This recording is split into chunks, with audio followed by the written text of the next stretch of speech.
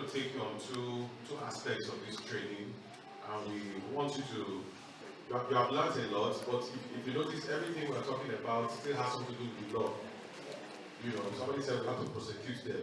That's law, that's court. And you know that if prosecution is well done, a lot of that will stop, put a stop to this heinous crime of sex trafficking. So we the lawyers are coming here to enlighten you, so that at the end of this, you will know your rights better. I was hearing some people say, if I had known, if to say I know, you know, so that means that knowledge is very powerful, isn't it? Yes. So even me, as I teach, I also learn. You know, when you teach somebody something, you learn it more. Yeah, so we're all here to learn. So like we have said, there's no shame. You ask your question, express yourself, and then I think apparently where there's also people they ask questions, not the lost. Yeah, so if you ask questions, you're not lost. But if you ask a head question, you feel lost sharp. You know, but I know so I'm not going to ask a head. Because all the questions when I see they ask, all of them just stay on point. If I'm not clap for myself, very good. Alright, so we're taking two sessions. I would like my sister, she's I'm not this one. I'm actually Dan, for my junior colleague, Barrister Adesua, will take you through the session on best practices handling rape. Let's receive her, please. Thank you.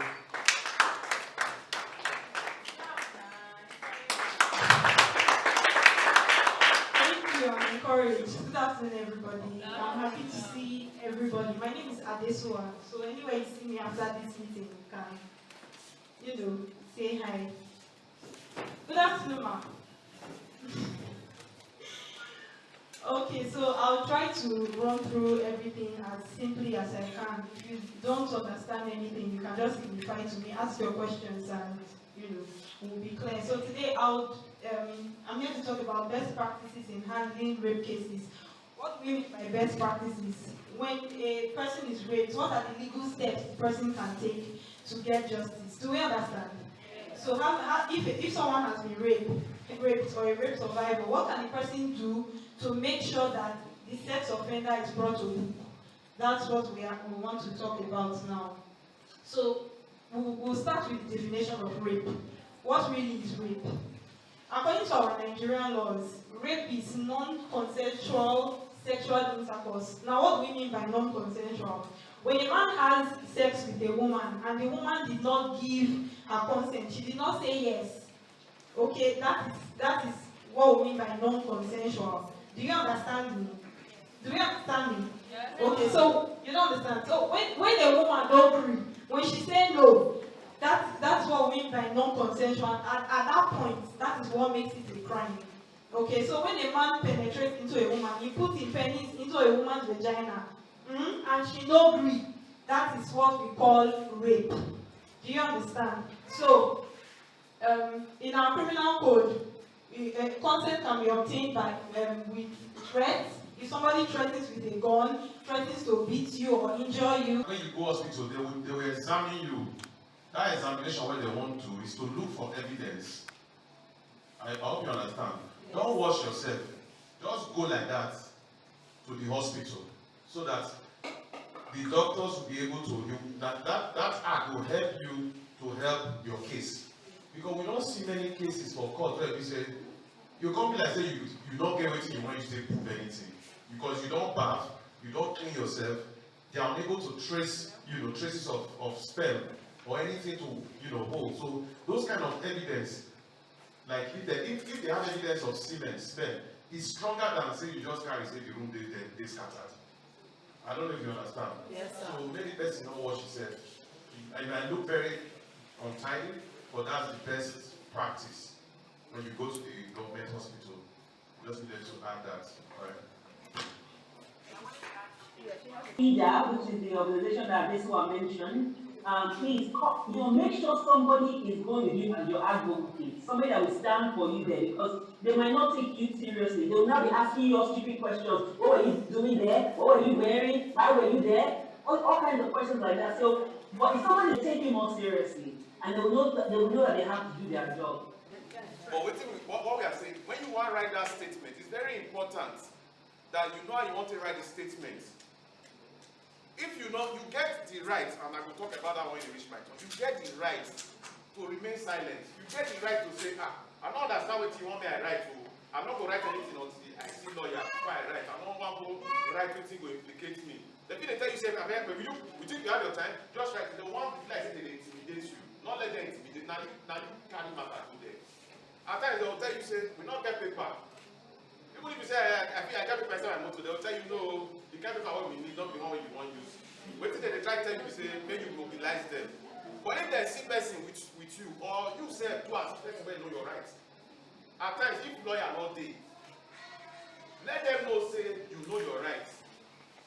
I don't know if you understand. If anyway you go talk to police, they will reason and say, okay, be like say this one no waiting day. They will not to disturb you. And they talk from experience. Then you get the right to say, this matter for this police, I want to see una oga. You know, say Nigeria, at times you go use common sense plus levels. If you don't get level, if you do like get level, tell them say you want to see DPO. Don't want the reason who you be when you want to see DPO. You tell them say I want to see your car. That if you get the mindset, the people as you see them say you suspect say these people, they know they they'll do your case. You get the right to say you want to see their car.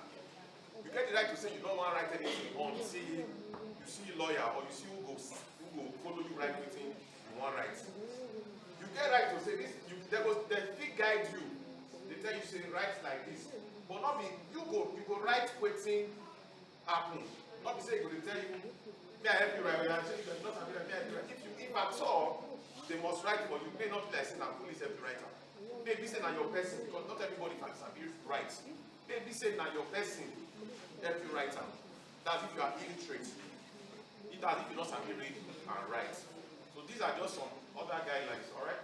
So let's ask our questions. In a case where like the person is not virgin and this person was sexually harassed, in that case, what would the person do? Can the person also say I'm raped? Yes, definitely. That's why we kept emphasizing on.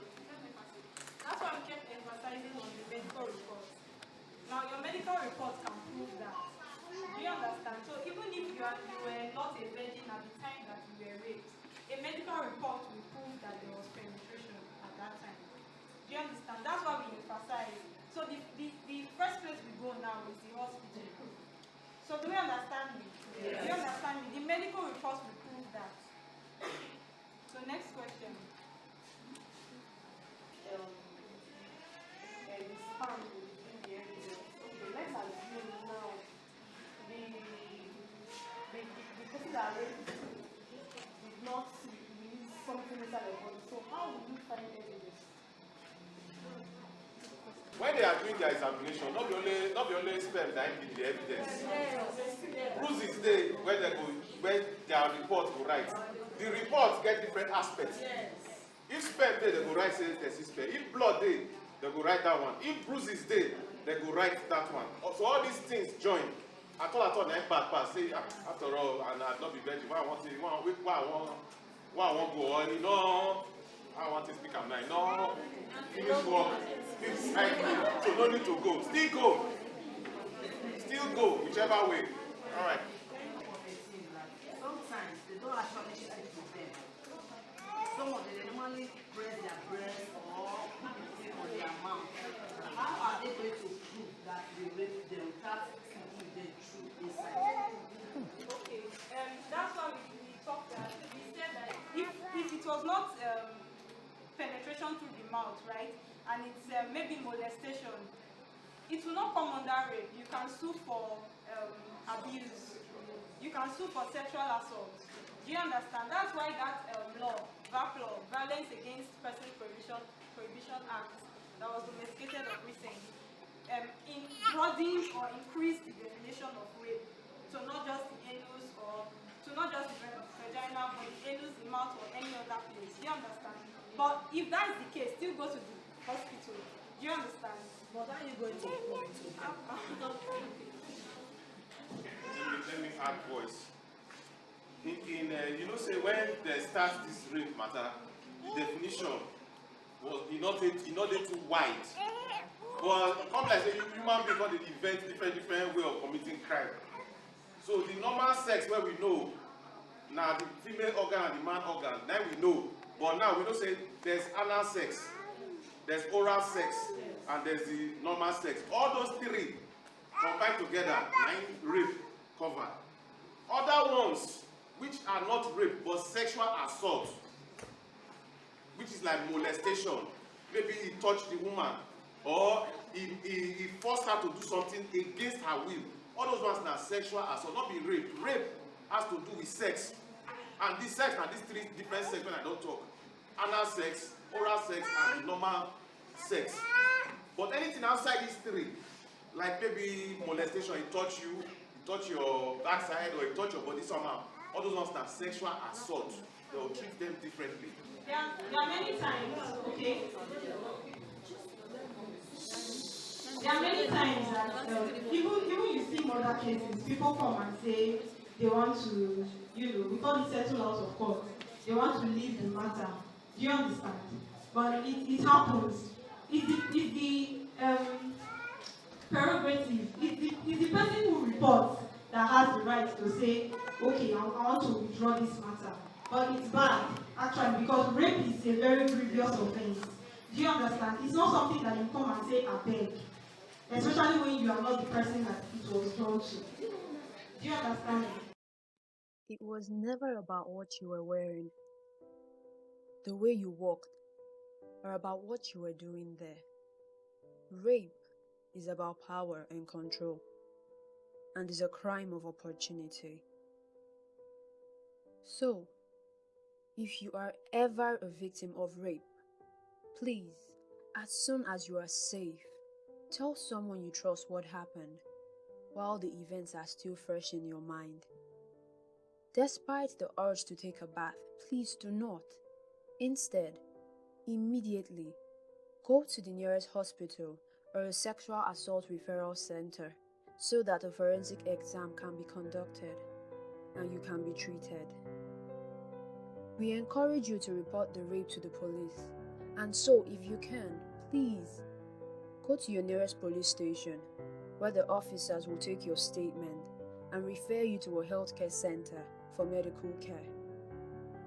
Ensure that you get medication that can prevent unwanted pregnancies, HIV, and sexually transmitted infections. Please get support from a counselor to protect your emotional and mental well-being. You do not have to walk this path alone. We are here to help. Please call Pathfinders or one of these other organizations for free, confidential support. And hey, don't stay silent. You will get through this, and you will heal.